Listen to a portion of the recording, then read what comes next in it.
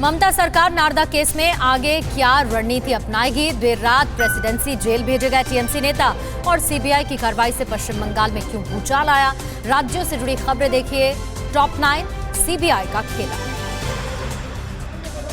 Narada case में Kolkata high court के फैसले पर ममता सरकार सुप्रीम कोर्ट जा सकती है। कोलकाता हाई कोर्ट टीएमसी नेताओं की जमानत पर रोक लगा दी है और सीबीआई कोर्ट के जमानत आदेश को रद्द कर दिया, जिसमें फरहाद हाकिम, सुब्रत मुखर्जी, मदन मित्रा और शोभा चटर्जी चारों नेता कल सीबीआई की हिरासत में रहेंगे।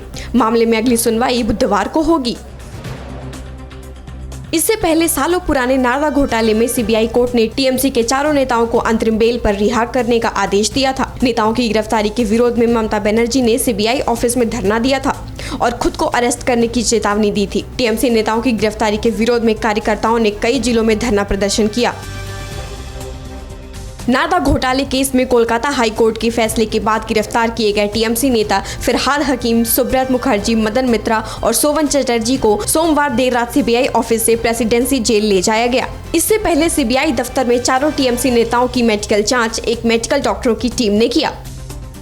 नारदा स्टिंग केस में सीबीआई की कार्रवाई से पश्चिम बंगाल की राजनीति में भूचाल आ गया है। सोमवार सुबह कोलकाता के विभिन्न हिस्सों से इन सभी नेताओं के घरों से उन्हें गिरफ्तार किया गया। गिरफ्तारी के बाद सभी को निजाम पैलेस में बने सीबीआई के दफ्तर में ले जाया गया। एजेंसी ने अदालत से आरोपियों की न्यायिक हिरासत की मांग की थी।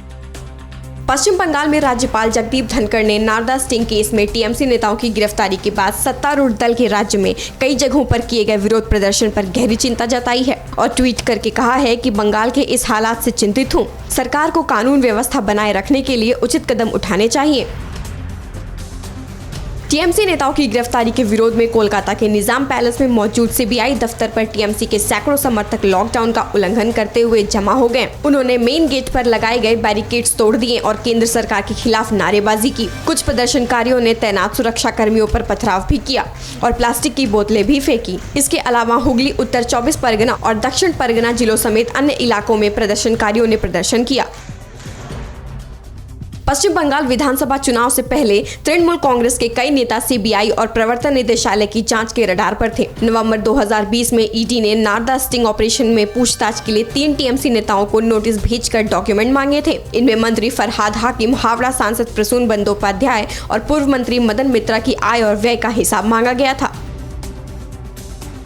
पश्चिम बंगाल में 2016 के विधानसभा चुनाव से पहले नारदा स्टिंग टेप सार्वजनिक किया गया था, जिसमें दावा किया गया था कि 2014 में हुई रिकॉर्डिंग में कथित तौर पर टीएमसी के मंत्री, सांसद और विधायक एक काल्पनिक कंपनी के प्रतिनिधियों से कैश ले रहे थे। ये नेता पैसा काम कराने के एवज में लेते नजर आए थे।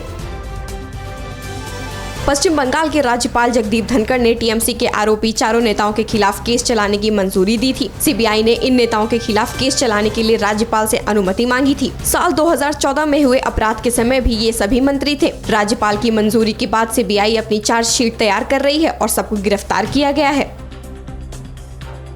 परवाह देश की, सोमवार से शुक्रवार रात 10 बजे TV9 भारतवर्ष पर।